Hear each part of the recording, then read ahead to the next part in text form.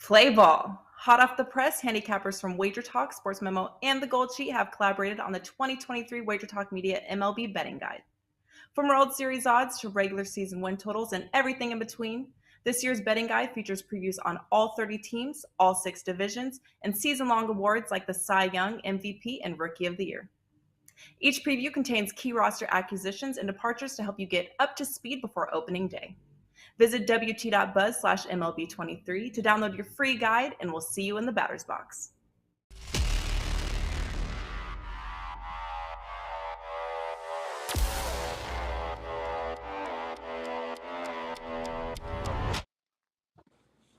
Welcome to the NBA Triple Double Show, powered by SportsMemo. I'm your host, Ronald Cabang, also known as UCapper from SportsMemo.com, at UCapper Sports on Twitter. I'll be joined by Moneyline Matt and Jeff Michaels to break down 2 of the play-in games that are happening tonight. Also talk about some of the best bets that would lead into some of the series plays. Before we get into those, though, I do want to talk about a huge promo we got going on over at SportsMemo and WagerTalk.com. To preseason kickoff promotion. It's a deal that equates to less than $5 a day. Obviously, baseball is back with the NBA playoffs happening, NHL playoffs around the corner. We have a great offer to keep you guys with action from now until the kickoff of the NFL season. To lock in your favorite Wager Talk and Sports Memo expert through the start of the NFL preseason, it will cost you well over $1,000, but for a limited time, pay only $4.99, coming out to under $5 a day, $32 a week, around $32 a week. It starts the day you sign up to the 2023 Pro Football Hall of Fame game, which is August 3rd. So the sooner you sign up, the better the deal. Your access starts as soon as you sign up, like I mentioned, and it is all access too. So it's every single play from from the expert that you choose in every sport that they handicap as well. This deal ends at midnight on Monday, April 17th. So make sure you head over to the site, sportsmemo.com and wagertalk.com after the show. Also utilize the free live odds page that we have on both sites, the deals pages. Cappers provide free picks and analysis on a daily basis, along with their daily packages that they do have for sale. But it only takes an email to sign up. So head over to the site after the show. Also, please make sure you hit the like and subscribe button before you go. It only takes a couple clicks to do it, and it helps our show grow tremendously here. With that said, let's get Matt and Jeff up here with me. Matt, we had a show on Monday. We talked about some of the play-in games there yesterday. Oh my God, some crazy endings to that game, especially that Lakers one there. I haven't touched as far as like client plays. I haven't bet anything or given out anything for the play-ins. They've been really it's just really tough to gauge. But I have some plays already posted for this weekend. Did you do anything with the play-ins, or how has your week gone so far? Yeah, honestly, I only had one game or one play for the play-in game, and that was that Lakers team total over. Did not go at all how we kind of discussed, but we did still give out some good stuff. The Miami Heat didn't really cover that either. But again, I didn't want to touch that game. The Heat and the Hawks are just two of those teams where I tend to stay away from. We did talk about Jimmy Butler's line being a little too high, and that kind of proved true with his points, rebounds, assists. We talked about Anthony Davis, LeBron James. They played well. But collectively, as a unit, they were not close to that team total that was 218 and got pushed up to 220. I was actually playing 2K with my boys. They're like, "Oh, Koalas, this is going to go to overtime. You might hit." And I was like, "Bro, this needs triple overtime. Are you watching this game? Like how slow this is and sloppy it is? There was like 6 turnovers in the last 2 minutes." So hopefully it gets a little sharper, a little cleaner going forward. We got the Thunder Pelicans tonight. That's what I'm very excited about, as you guys know. And then we got the Bulls and the Raptors too. So some good games to break down here. And we talked about on the last show too, some of these series betting. And I think there's actually some pretty good opportunity with some of these series bet. I have a 5% play up already on that. Haven't done that in like 6 months. So really excited to get to Saturday, where we get some of the real games, some of the better collective teams going at it, and just ready to break it down as always. Yeah, man, not often in today's NBA you see a 30-point quarter, and that happened yesterday. So we'll see how the rest of the play-ins go. But I know Jeff, man, you've been doing a lot of research on the play-ins in general the last couple of years. That you got some nice trends to provide to the people. Talk about it. Let them know what your insights see. Yeah, you guys said it. I mean, 210 points, I believe, in that Lakers game, even with overtime. And under has been the key word in play-ins. I mean, they're 2-10 over under in the last 12. They were 2-1. They actually went 2-1 over in the first three original play-in games. But since 2-10 over under 8 straight games under the total in the play-ins. It's both games last night and all 6 games from last year. And funny enough, some of these numbers were crazier prior to yesterday, but that Miami loss threw these off a little bit, yet they're still kind of mind-boggling numbers. I mean, the home team 11-4 straight up in the play-in games, but they're just 6-8-1 against the spread. Home favorites are 11-2 straight up, but they're just 6-6 against the spread. That one was the one that prior to yesterday was 10-1 home favorites straight up. And Miami lost yesterday, but the one that really stood out to me, the teams with the better ATS record, 3-11 straight up, but they are 7-5-1 against the spread. Tonight, the Bulls have the better ATS streak right now, and the Thunder have the better ATS streak right now. So says both those teams are actually the underdogs. So says they should lose, but it says they should cover the spread. But obviously, we're going to talk a little more about the games. Yeah, man, that's some crazy insight and trends as far as the play-ins go. Let's get into those games though. Bulls and the Raptors is the first one. Bulls 40-42 on the season, 14-9 post All-Star break. The Raptors on the other side 41-41 on the season, 13-10 post All-Star break. So both teams doing pretty well after the All-Star break as far as win loss percentage. Injury perspective, it looks like clean injury reports from both squads here. Matchups, Raptors own the regular season series 2-1. All three matchups, all their matchups went under the total as well. Two of the games gone under today's low total as well. I think it's like 213.5. Are you guys looking towards another under here? I know, Jeff, you talked about some of the unders in the play-ins already, but would you look at this one with this such low total in this game here specifically? I wouldn't be betting against it. I don't think I'd be looking at the over here. I do think that the side is pretty interesting in this game. I the Bulls, 7-3 straight up and against the spread in the last 10 meetings between these two teams. But there's a blatant difference in the fact that Chicago is 7-0 straight up and against the spread as a favorite. They're 0-3 straight up and against the spread as an underdog.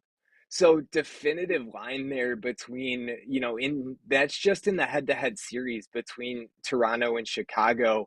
And you got a Toronto team that has played really well at home as a favorite, actually. 13-4-1 against the spread in the last 18.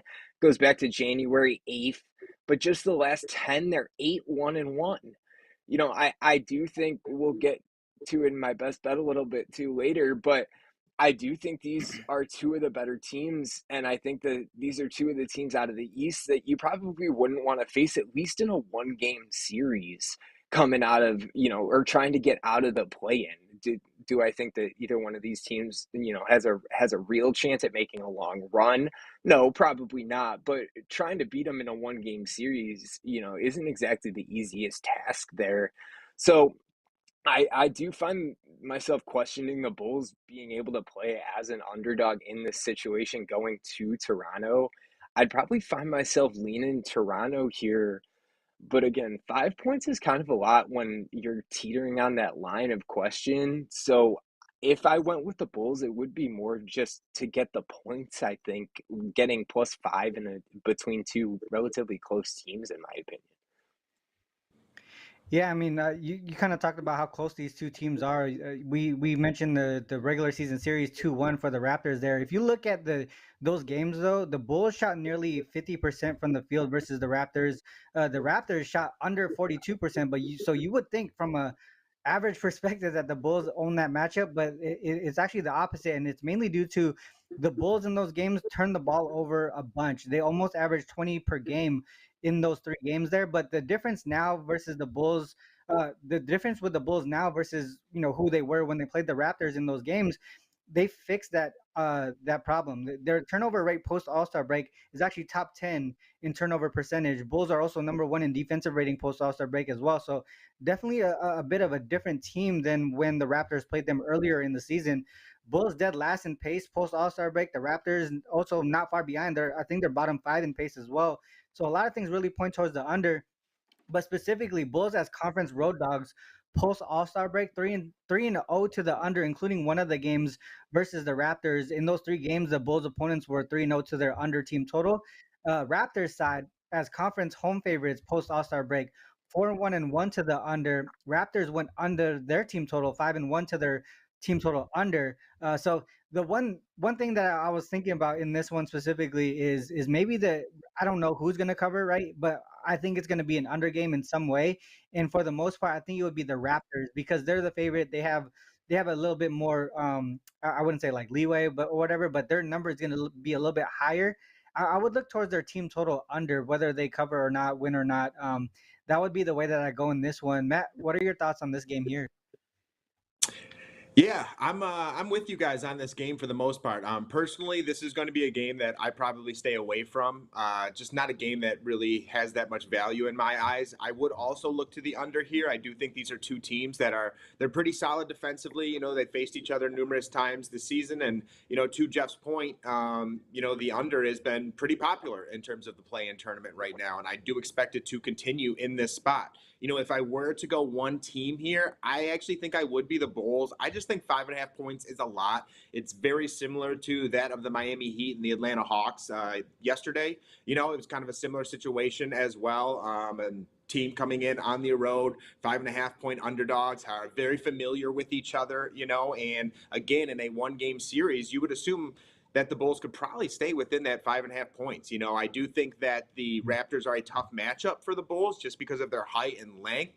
But this Bulls team still has scorers like Zach LaVine, like DeMar DeRozan. And if one of those guys get hot, I think they could keep it within that 5 points. And, for me here, when I was looking at this game and I was looking at some player props on top of that, Vucevic is going to be lined up with Jakob Poeltl, I'm sorry. Siakam is probably going to get Patrick Williams. So the guy that I'm actually looking to here, and I hate this, it's Scotty Barnes, because Scotty Barnes can be so inconsistent, but he is going to have the best matchup in this spot. He's going to be lined up with either DeMar DeRozan or Zach LaVine, someone along those lines. He's going to have a serious height advantage, and he's going to be able to do his thing in this matchup because of the other defensive matchups throughout this game. And what I mean by that is when Scotty Barnes is going, he's actually a 3-stat stuffer player. He gets his points, he gets his rebounds, and he also facilitates. And if he has someone like DeMar DeRozan on him or Zach LaVine, he's going to be able to facilitate because he is far taller than those 2 players. And he's going to be able to bring that ball up, find a guy on the 3-point line, attack the basket, stuff like that. And then I also think he's going to be more prone to rebounds because when it's someone like Vucevic going against Jakob Poeltl, they're going to have to box each other out because those are 2 7-footers who are going to be around the basket trying to get the boards. And that's generally where someone like Scotty Barnes can come in and pick up those rebounds, get those putbacks, whatever it may be. So if there was anyone I would look to here, it would actually be Scotty Barnes. But if I'm going any direction in this game, and I will not have a play on this one, I'm going to pass here, and I'm going to look to the Pelicans and Thunder. I would actually look at the Bulls plus 5.5, and I would look to the under. But for me, this game is actually going to be a pass. Real quick before we move into that game, I wanted to, obviously, like with props, a lot of people like to take overs and stuff like that. But what do you think about Van Vliet unders with Pat Beverly there at the point guard position guarding him? Last time Van Vliet played the Bulls, he did not do well. I think he shot like 1 for 10, 1 for 11 or something like that. So what do you think about unders for Van Vliet? Yeah, man, with Patrick Beverly, he's tough. He can frustrate you easily. He gets up in you. He's very good at getting you out of your rhythm too. Because then guys like Van Vliet, they want to get in their rhythm. They want to do a couple ball flakes. fakes getting their dribble and then kind of pull up, stuff like that. And another thing too, is if you're thinking a game might go under, or you're thinking a game's going to be probably slower and tougher, points are going to be tougher to come by, then yeah, you definitely want to tend to go with some unders instead. And with someone like Fred VanVleet, I don't know if I would do straight points under, or maybe do like a points, rebounds, assists under, something along those lines, because I don't think this is going to be a matchup where he's going to get many rebounds or anything like that on top of that. Like I was saying, Yeah. I think Vucevic and Pirtle are going to occupy each other under that basket. And then it's more so going to be guys like Siakam, guys like Scotty Barnes, maybe OG Anunoby coming in and getting those rebounds. The one thing that I'm a little iffy on would be VanVleet assists, because there are some nights where he just kind of takes the night off from scoring and tries to facilitate as much as possible. But again, I don't see a ton of points in this game. So how many assists are there going to be? So I do like that look with Fred VanVleet. I would take that under. There's another under that I'm looking at in the Pelicans game that we're going to talk about as well. Because when you get to this time of year and you have certain stylistic matchups, from tendencies earlier in the season, you can kind of put them in play here and tend to take some overs and unders because of it. And in this Pelicans matchup, we'll get to it in a little bit, I definitely see another under, kind of like you did, Ron. And these are some spots where you can take advantage of it, because to your point, these two teams have played numerous times throughout the season. We've seen the tendencies with VanVleet and Beverly, and these are some things that you can build off of and make plays. I like it. Let's get into that game then. The Thunder and the Pelicans here. Thunder 40-42 on the season, 12-13 post All-Star break. Pelicans 42-40 on the season, 12-0 post All-Star break. But closed the season strong, winning 9 of their last 12 games, so they're in good form right now. They also went 17-6 to the under post All-Star break. So another trend looking towards the under in this game. Injuries perspective, Pokusevski is out for Thunder. The Alvarado and Zion obviously still out for the Pelicans there. Larry Nance seems to be a game time decision. From a matchup perspective, the Pelicans do own the regular season series 3-1, but the Thunder did win the most recent matchup in New Orleans 110-96. 3 of the 4 games went under the closing total this season, but I do want to mention that the game that did go over went into OT, and it would have stayed under in regulation here. Matt, what are your thoughts on this game? You were kind of alluding to maybe another look towards the under, or even some prop plays here. Yeah, to your point, I actually would be looking to the under in this spot, and a lot of it does have to do with it being the play-in tournament. It seemed like last night too there were a little bit of nerves with some of these teams. Like we talked about before the show. In that Lakers game, there was like 6 turnovers in the final 2 minutes. Teams just not executing typically like they're used to, and this could be another spot, because this is the highest total of all the play-in games. The Thunder run an incredibly fast pace here. They are a smaller style basketball team with both the Jalen Williams running the 4 and the 5. Jalen Williams, who runs the 5, is actually only a 6'9" center. So because of that, someone that I was looking at here is actually Jonas Valanciunas. And, plenty of times this year we've taken Joe Val's over, and there are a lot of tendencies with Jonas Valanciunas and this Thunder team, because he actually only, in 4 games this season, he actually only averages 22 minutes per game. And like we've talked about on the show, minutes equal opportunity. So I don't think Jonas Valanciunas is really going to do all that much in this matchup. I looked at his points, rebounds, assists. It's at 27.5. So I'm actually taking a look at the under there, because in these situations, when you have a 6'9" center like Jalen Williams, you're more prone to probably go with Jackson Hayes, who's more of an athletic center, who's someone who runs that pick and roll, goes at the basket. Maybe a Larry Nance, who's actually a 6'9" power forward, 6'9" center who matches up a little bit better with Jalen Williams. So in this spot too, Jonas Valanciunas has missed at all 4 of the games against the Thunder. And again, I believe a lot of it is because of minutes. And in turn, the guy that I'm going to be personally looking to might be Brandon Ingram. So my best bet is on this game as well, so I don't want to break it down too much. But in addition to that, I'm also with the Thunder here. I like the Thunder plus 5.5. You guys know the Thunder have been one of my golden tickets this season. I love betting on them, but they do have specific spots where you need to back them. And right now, I do think is one of them, because they have a complete unit at this point in time. This team is experienced. They have multiple scorers.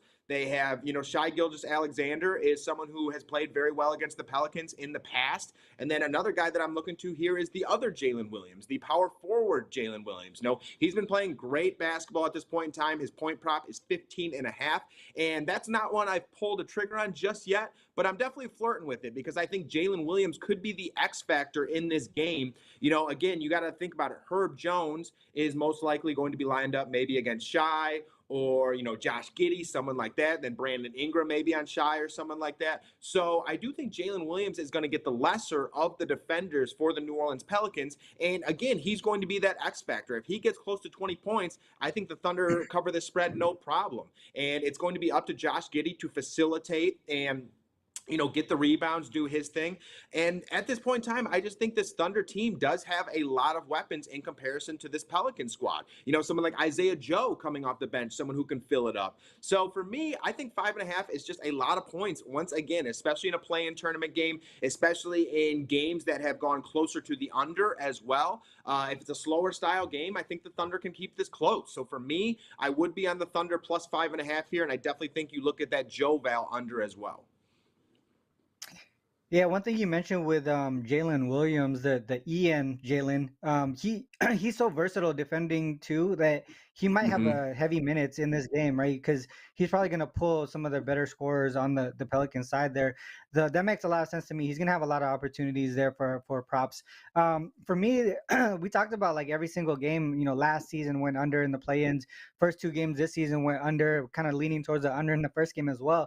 I can only look towards the under again here. The Thunder were, if you look at the Thunder too, specifically, Thunder, they were pretty much covering machines before the All-Star break, right? 36-21 against the spread. Post All-Star break, a little bit different, 11-13-1, and it was mainly due because both the books adjusting to the line, but also their offensive efficiency took a slight dip as well post All-Star break. So if that continues, we can definitely see them struggle offensively here against the Pelicans team, who are probably one of the better defenders at home. The main reason, though, I look towards the under is because of the Pelicans specifically.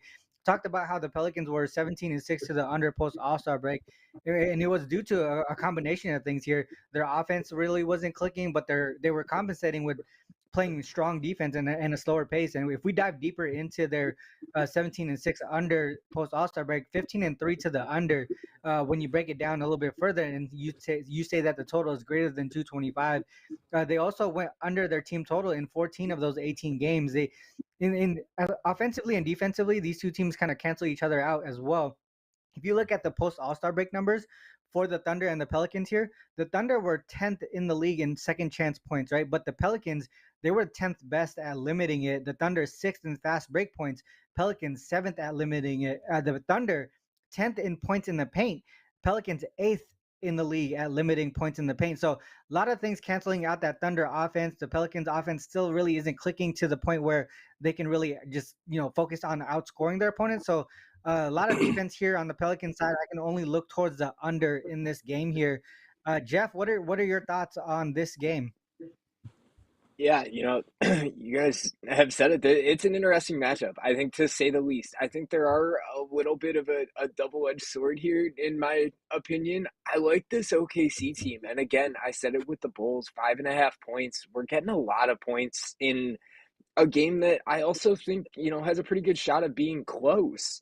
You got, there are certain teams that we get into these playoffs, play-in situations, and you really got to look at how teams have performed the last couple of days for multiple reasons.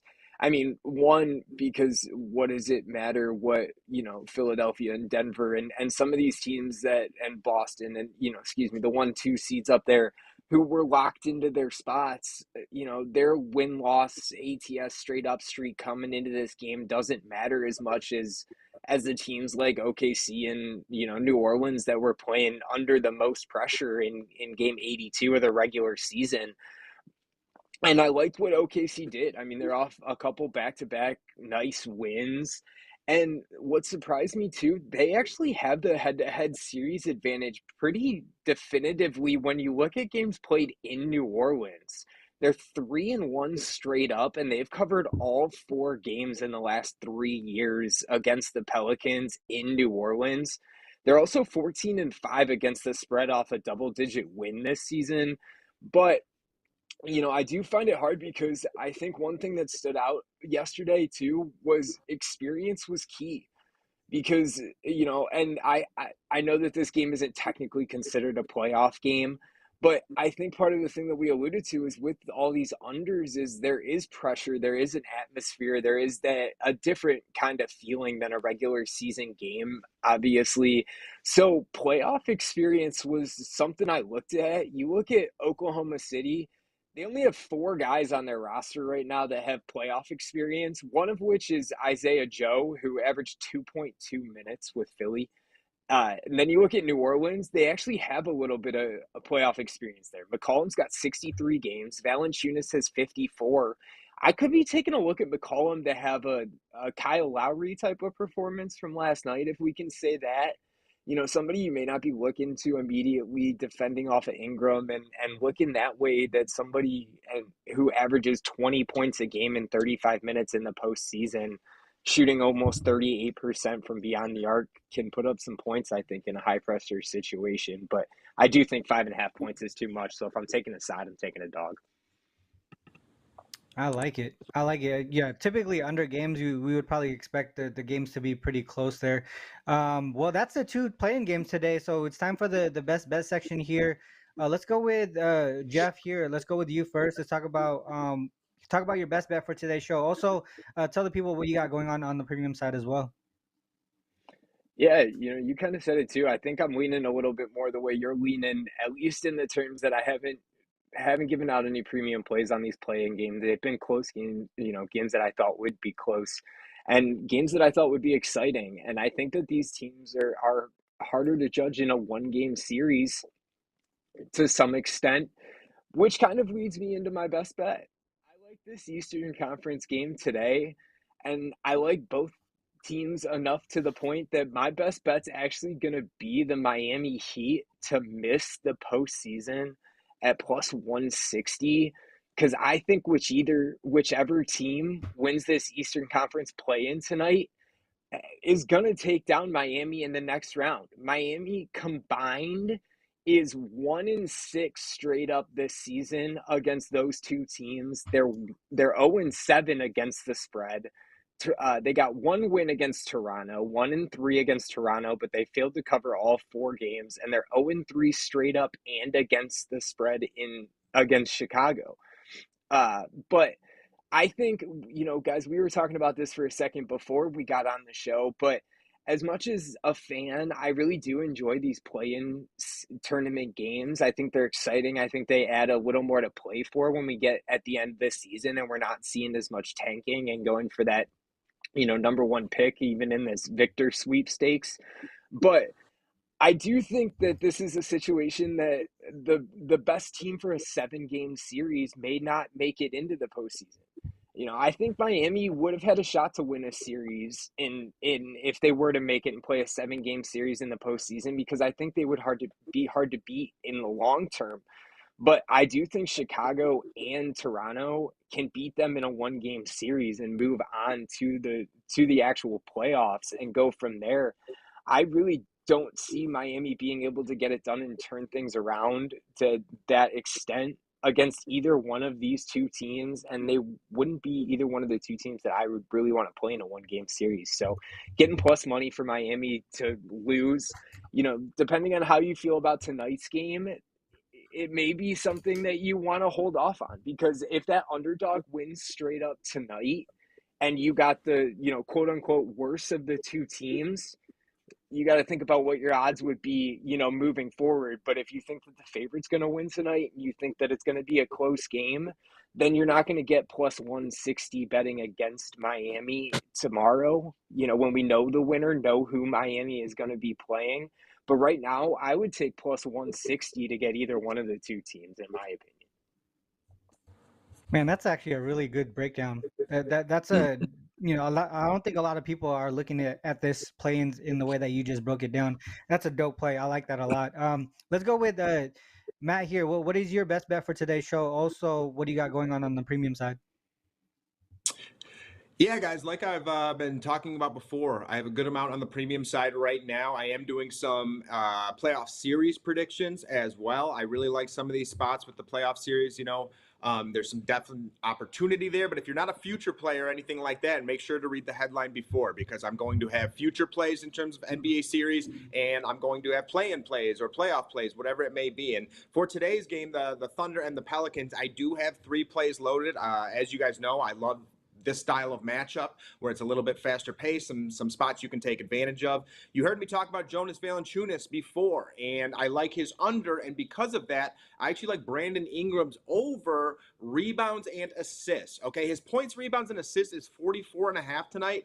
That's just a little rich for me. Brandon Ingram is definitely one of those guys who can go and get that number, but I personally think that's a little too high. 44.5, that just takes one slow quarter and you're going to miss in some way or another. But in terms of rebounds and assists, I definitely like that, because once again, I think this is one of those matchups that's definitely going to go with a smaller style of lineup that ends up taking Jonas Valanciunas out of the game. And when you end up taking Joe Val out, in the fourth quarter, the Pelicans tend to close with a smaller lineup on top of that. And when the Pelicans close with a smaller lineup, the guy who's going to be getting those rebounds, the guy who's going to be getting those assists is going to be Brandon Ingram. And I think that the Oklahoma City Thunder have to make it a focal point to shut down Brandon Ingram. You can't shut down Brandon Ingram. He's always going to get his, but to try and limit him. And I think Jeff made a great point that with CJ McCollum's experience, I think he could be one of those guys who is one of the primary scorers tonight, and Ingram is the facilitator and the rebounder.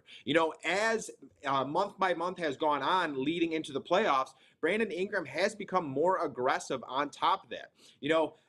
In March, he was averaging 12.9 rebounds and assists. And then this past month into April, he's averaging 15.4 rebounds plus assists per game, while also having 2 triple doubles in the process. So earlier in the season, these two teams have faced off 4 times, and Ingram has missed this number in all 4. But when you actually look at that, again, peeling that onion, it's a different scenario. Zion Williamson is not here. That's a guy who takes a ton of usage, takes a ton of volume, a great rebounder as well. So now that he's out, a lot of that goes to Brandon Ingram on top of that. And then also, CJ McCollum for a long time was the facilitator for this team. He was the one being the aggressor. He was the one trying to find his teammates. Now that's really become more Brandon Ingram. Brandon Ingram has become this do-it-all guy for the New Orleans Pelicans. I think it's a great spot on top of that, because in faster paced matchups, you're going to get earlier shots up in the shot clock. That's also going to give you more rebound opportunities per matchup. That's going to give you more assist opportunities per matchup. So again, I think it's a great spot for Brandon Ingram. It's going to be a do-it-all spot for Brandon Ingram. I think the 44.5 is a little too rich for me, but that's why I'm looking at those points plus assists. He's also hit this in 6 out of his last 10 matchups, so playing very well at this point in time, and I think he keeps it going against this Thunder team. So I'm going to go Brandon Ingram over 14.5 points rebounds plus assists tonight. Yeah, I like that look a lot. I think you touched on his playmaking ability. I think when Zion left or when he got hurt, a lot of that usage went towards CJ initially, and then like you mentioned, it's gone to Ingram. I think one of the things is I think they figured out that they actually got pretty decent shooters there, and when Zion was on the court, I feel like he played a lot of one-on-one, right? He'll take the ball and do a lot of post moves and stuff like that. So that assist opportunity kind of goes away. But now that he's able to facilitate and like pass out to shooters, he gets more assist possibilities there. So I like that look a lot. That you went towards the rebounds and assists. Real you want to quick, add something? Yeah, that's a great point by you, something I didn't even mention.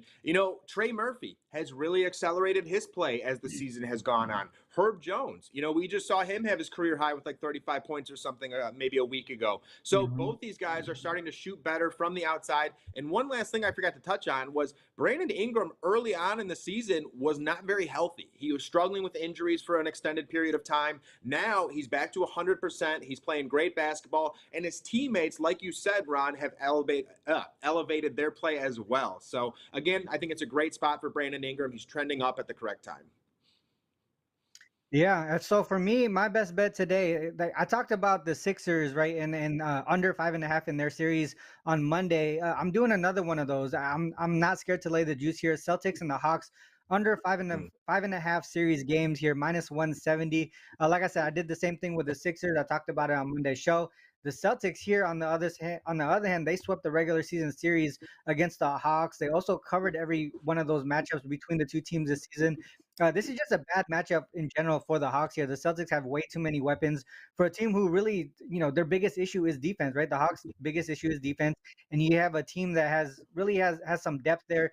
A lot of different guys can be the leading scorer. Obviously, Tatum and Brown take the nod there, but for the most part, they have a lot of depth, a lot of weapons there, and they won't be able to stop the key guys. This should be an easy series here for the Celtics. They typically dominate in the first round matchups as well. If you look at their past four first round series, they swept three of them, and then the one that they didn't sweep only went 5 games, so that's still under the 5.5. So historically, everything makes sense this season. Matchup wise, everything makes sense that the Celtics should dominate this one. Yeah, to be honest, I wouldn't be surprised if the Celtics swept the series, and that you can get that at plus 230 if you want to sprinkle a little bit on that. But my best bet would be the Boston Celtics in the Atlanta Hawks under 5.5 series games there. From the Love premium that. side, don't have anything for today's play-ins yet. I'll probably dive into it a little bit more and see if I can find anything, but nothing for today. I do have some things for the weekend already though for game ones of the current series. So got those, and obviously MLB on a daily basis. I know Jeff, you touch on MLB. I know Matt's gonna dive in more on the UFC side as the NBA season closes out. A lot of stuff going on, and that's kind of what leads me to that big promo that we have going on right now, which is the all access all the way up to the preseason of the NFL, the playoffs to preseason kickoff promotion. That deal does end on Monday, April 17th. It goes on basically till you buy it until August 3rd of the preseason game, the NFL preseason game. You get all access, every single play in every single sport from the chosen expert that you purchased the promo for. So make sure you guys head over to the site after the show here. Also, before we cut out, make sure you hit the like and subscribe button.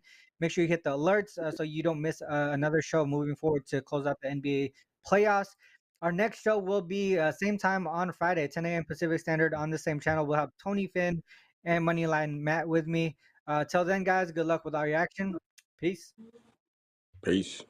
Play ball. Hot off the press, handicappers from Wager Talk, SportsMemo, and the Gold Sheet have collaborated on the 2023 Wager Talk Media MLB Betting Guide. From World Series odds to regular season win totals and everything in between, this year's betting guide features previews on all 30 teams, all 6 divisions, and season-long awards like the Cy Young, MVP, and Rookie of the Year. Each preview contains key roster acquisitions and departures to help you get up to speed before opening day. Visit wt.buzz/MLB23 to download your free guide, and we'll see you in the batter's box.